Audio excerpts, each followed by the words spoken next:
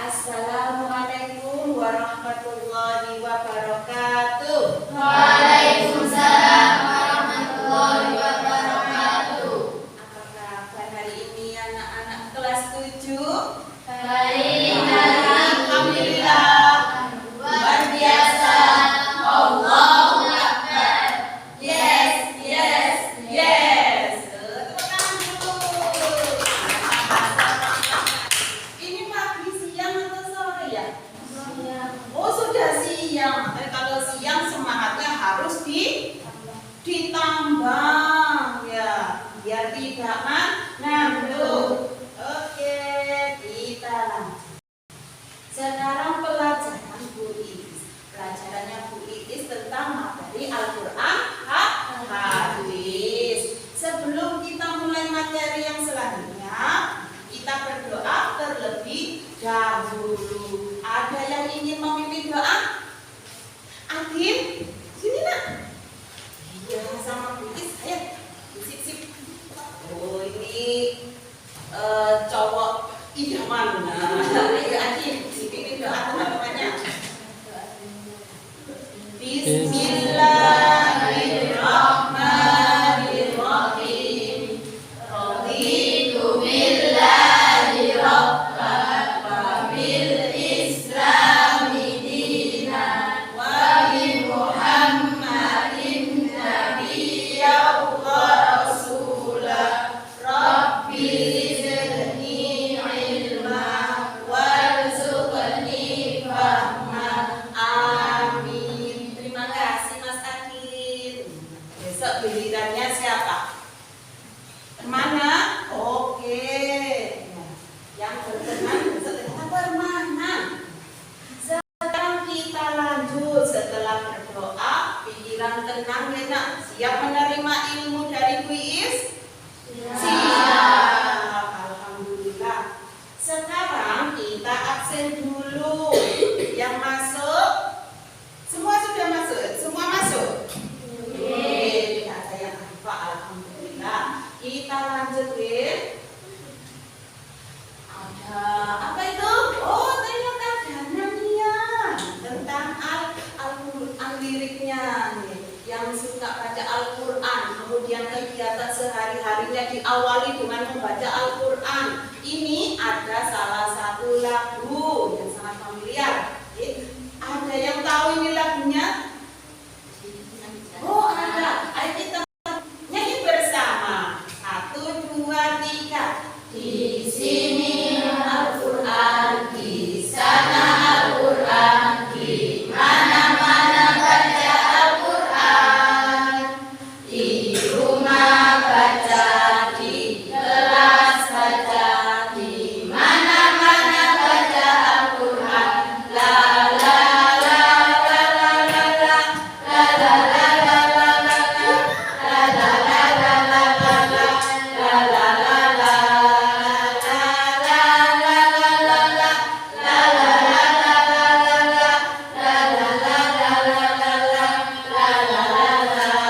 Terima kasih. Tepuk tangan lagi. Semangat untuk anak-anakku semua. Sebelum Bu Iis melanjutkan pelajaran hari ini, kita ingat-ingat dulu kemarin itu kita belajar tentang apa ya? Ada yang tahu kemarin itu kita pelajari apa itu nak? Tentang Al-Quran.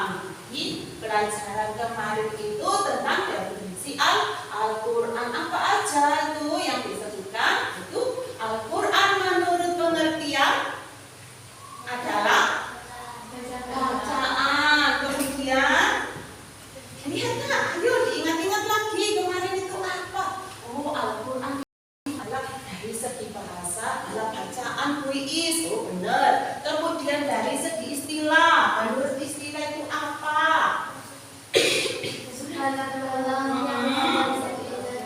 Yang digunakan kepada Nabi Muhammad sallallahu alaihi wasallam dengan cara-cara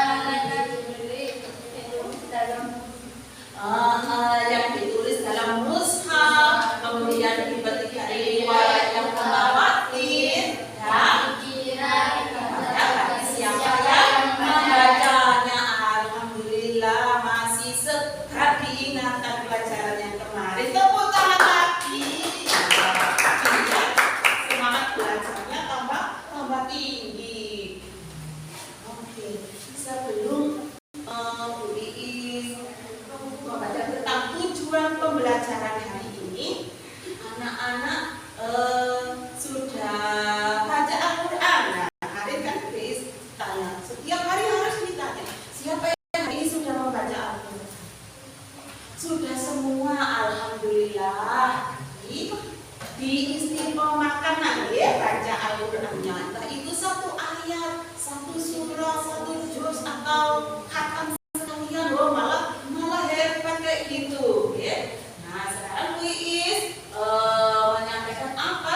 tujuan pembelajaran kita hari ini. Tujuannya itu setelah kalian mengamati video, ya kan ada video, ada slide.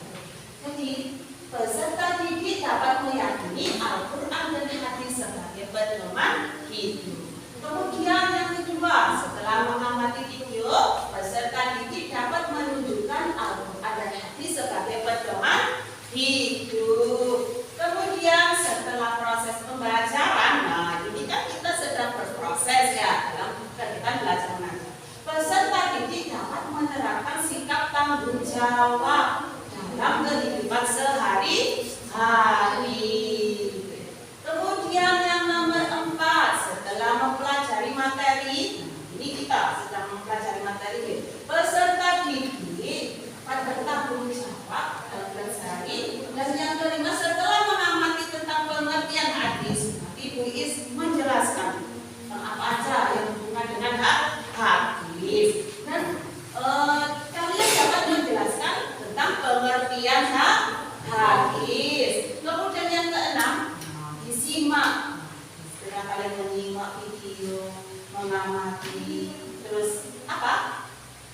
Dapat menyebutkan fungsi hadis. Dan yang ketujuh, number 7, setelah peserta didik dapat menganalisis, kemudian menganalisis fungsi Al-Quran dalam kehidupan sehari-hari. Yang terakhir, the last one, itu setelah mengamati video, peserta didik mampu mendeskripsikan cara efektif memfungsikan Al-Quran dalam kehidupan sehari-hari. Nah, itu tadi tujuan pembelajaran kita hari ini. Ada yang sudah? Oke. Makanya apa sih tadi lupa? Oke, kita lanjut aja nak. Perhatikan gambar di proyek. Diperhatikan nak. Nah, itu gambar apa itu? Al-Quran. Terus yang hadis. Keduanya saling keterkaitan. Ada keterkaitan. Apa itu ya Al-Quran dan Al-Hadis? Kita lanjut. Karena kemarin kita sudah membahas tentang Al-Quran, berarti hari ini kita bahas tentang Al-Hadisnya. Tuh, ada yang sudah mempelajari kemarin di mana? Ada yang ngintip-ngintip buku atau apa gitu tentang hadis? Sudah, alhamdulillah. Nah, berarti kalau sudah mempelajari di rumah, bisa dong menyebutkan hari apa itu hadis? Ayo salah 1, salah 2, salah 3, atau semua? Nah, iya, ayo nak dibaca bersama itu. Hadis itu apa?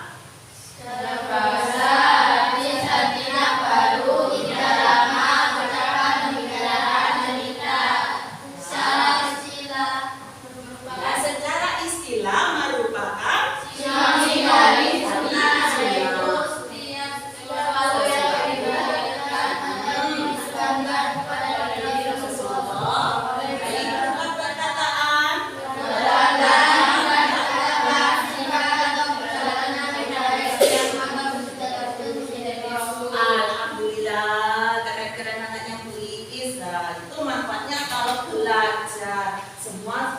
sudah paham, sudah tahu. Sekarang kita lanjut. Kita sudah penjelasan tentang al-hadis. Sekarang satu persatu dijelaskan. Tadi sudah ada hadis yang namanya qauli atau perkataan disebutkan ya dalam penjelasannya tadi. Ternyata ada itu maksudnya apa? Perkataan atau hadis qauli itu dan perkataan adalah segala perkataan yang diucapkan oleh Nabi Muhammad, kemudian dalam berbagai bidang seperti bidang syariah, akhlak, akidah, pendidikan dan sebagainya. Kemudian contohnya apa kalau itu? Kalau hadis qauli, ini namanya hadis qauli nak ya. Hadis qauli itu kalau dalam bahasa kita hadis tentang perkataan Rasulullah. Kalau dalam bidang syariah, banyak bu.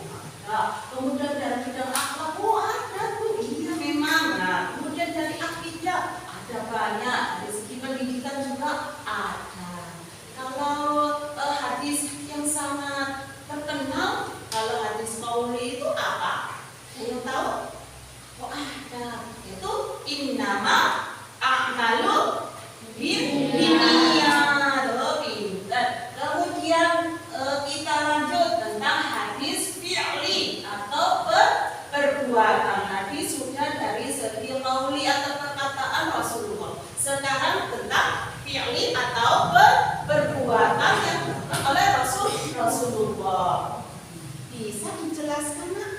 Apa itu hadis fi'li atau perbuatan? Ya bisa di sini. Gitu. Apa itu? Yang ini. Ya, ya di sini.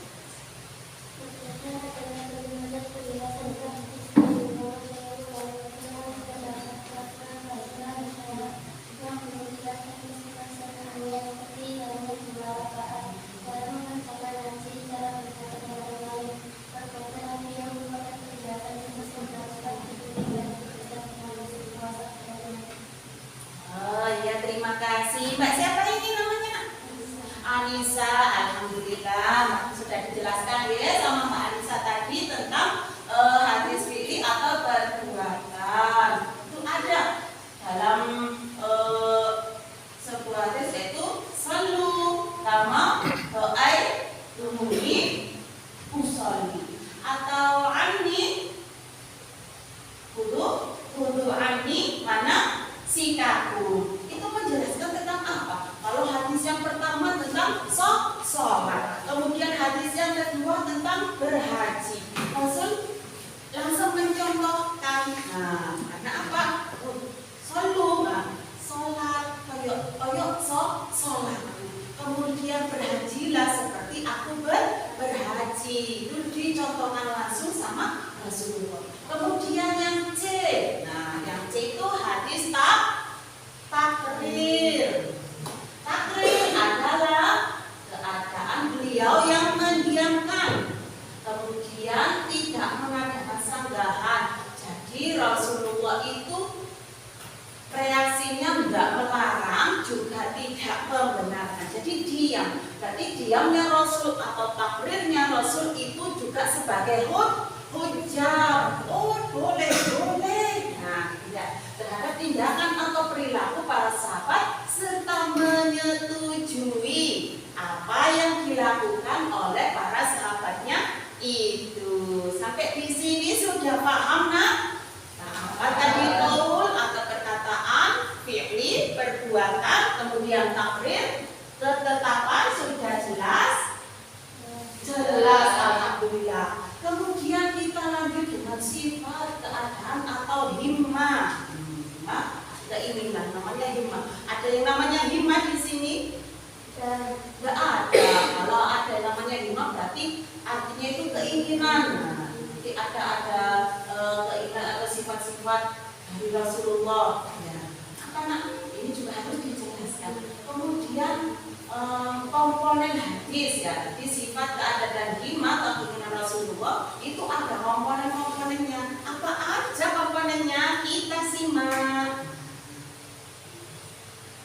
Nah itu ya, dilihat, diamati, dicermati, biar paham, biar tahu apa itu sifat-sifat. Nah, sifat-sifat Nabi yang digambarkan dan dituliskan oleh para sahabatnya dan para ahli sejarah. Apakah Bu Isin ahli sejarah?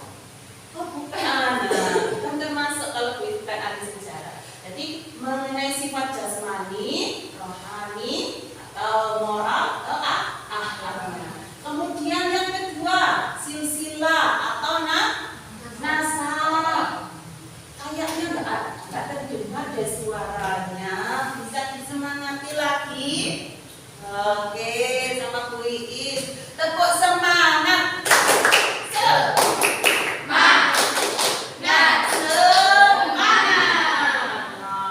Meskipun siang haus lapar harus tetap semangat belajar. Oke, kita lanjutkan ya yang tadi.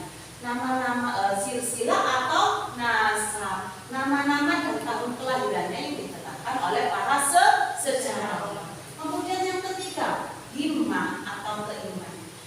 Untuk Nabi untuk melaksanakan satu hal, di orang rentak Rasulullah itu ada keinginan, ada himmah. Kemudian keinginan beliau itu apa diutarakan kepada sahabat. Jadi sahabat nanti itu mengerti apa ya ketika Rasulullah berpuasa pada hari Asyura, kemudian memerintahkan kaum muslimin berpuasa, termasuk kita ini nak ya.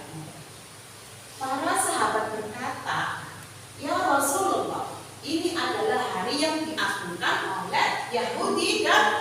Nasrani. Kemudian Rasulullah bersabda, oh, nek awak dewe lah. Kalau bahasanya kuis gitu ya, oh, nek awak dewe lah. Tapi Rasulullah enggak.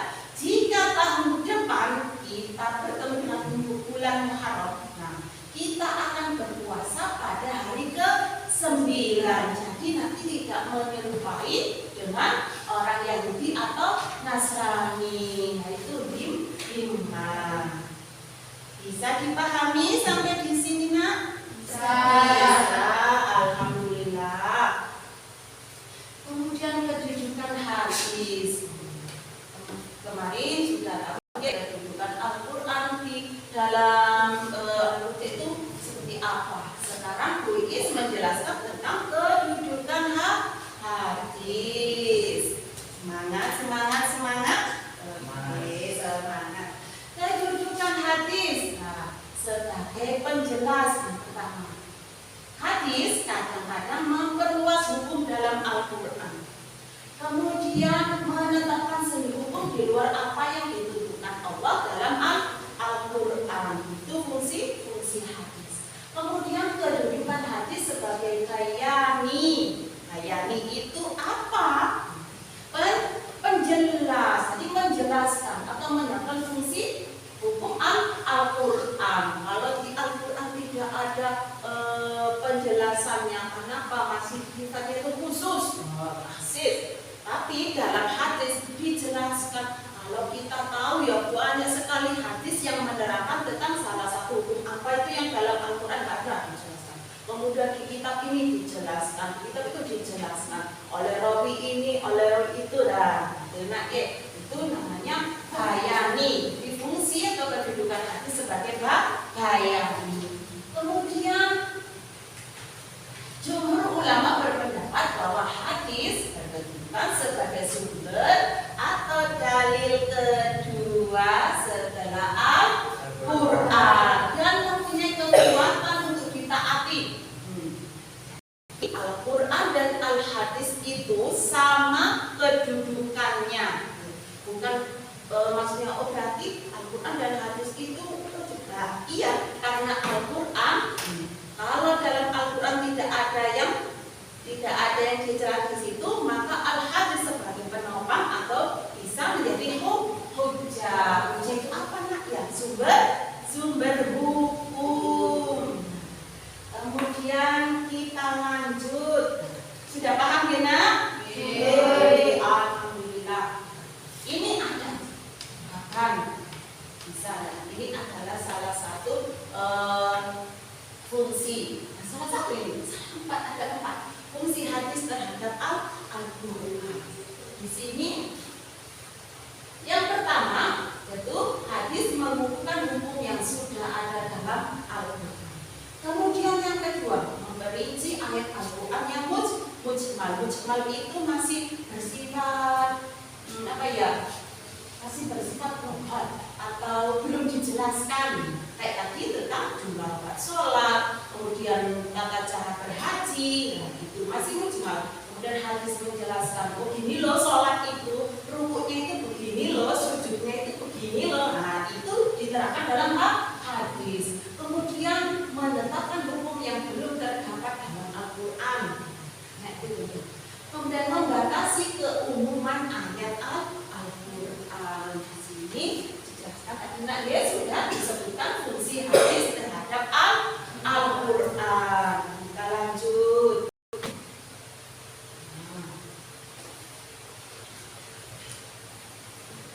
Tadi Bu Iis sudah menjelaskan banyak sekali ya, menjelaskan ini pula. Sekarang tugasnya anak-anak itu berdiskusi tentang yang sudah dijelaskan sama Bu Iis. Tema hari ini, materi hari ini, ya, sudah siap?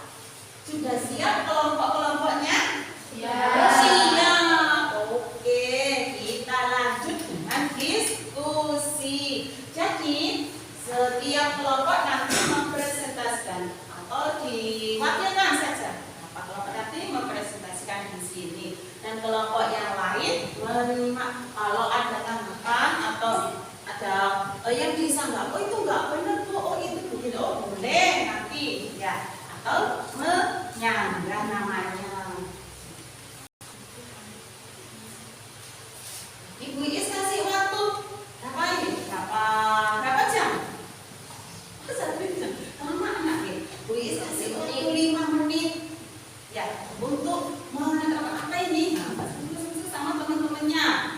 dibahas sama teman-temannya tentang apa-apa tadi yang sudah dijelaskan. Nah, hadis, fungsi hadis dan kedudukan hadis. Oke, itu mulai dari sekarang.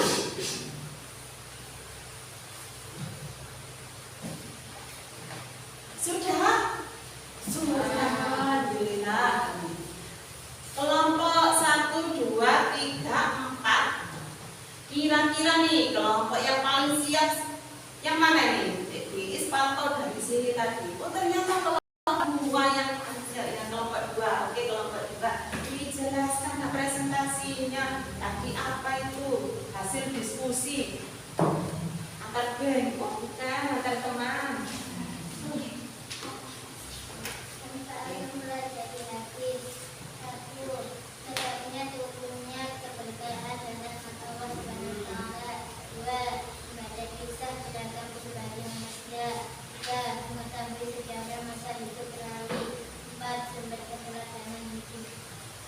Oh iya, bagus sekali untuk kelompok 2. Tepuk tangan untuk kelompok 2. Tepuk tangan juga untuk kita semua. Jadi, kalau ada materi minggu depan, siap-siap kita berdiskusi lagi dengan pelajaran baru, dengan tema yang baru. Sekarang, setelah kita berdiskusi tadi, sudah bagus, menyampaikan sudah bagus, ide-idenya sudah bagus, bahasa sudah bagus, berarti anak-anak sudah memahami yang dijelaskan sama Bu Iis tadi. Alhamdulillah. Ini juga ya. LKPD-nya sudah, tadi LKPD-nya sudah, sekarang ada lagi apa itu Bu Iis? Ada PR dong. Karena kalau kita nggak ada PR itu dikerjakan di rumah, ya nak? Iya, siap dengan PR-nya? Siap. Lagi itu ada penjelasan atau peristiwa kejadian dalam Al-Quran, dalam hadis. Nanti kalian tinggal mencentang apa ya namanya checklist. Nah, checklist bintang. Yang paham, yang memperhatikan pelajaran atau penjelasan BIS pasti langsung itu mengerjakannya. Oke, lihat nak ya PR-nya untuk minggu depan dikerjakan. Kalau nggak dikerjakan gimana BIS-nya nggak dapat nilai? Terus kalau nggak dapat nilai, ya nggak naik kelas. Mau kelas 7 terus? Nggak mau. Jadi PR, pekerjaan rumah apapun itu dikerjakan. Jadi kita sampai pada ada penghujung materi.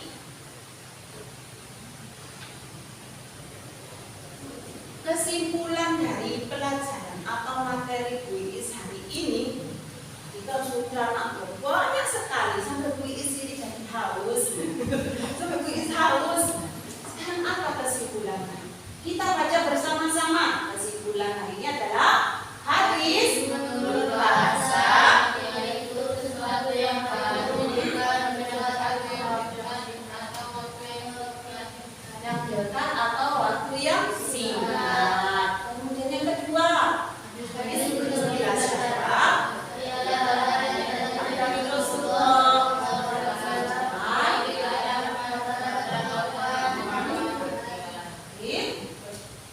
kemudian yang ketiga, kemudian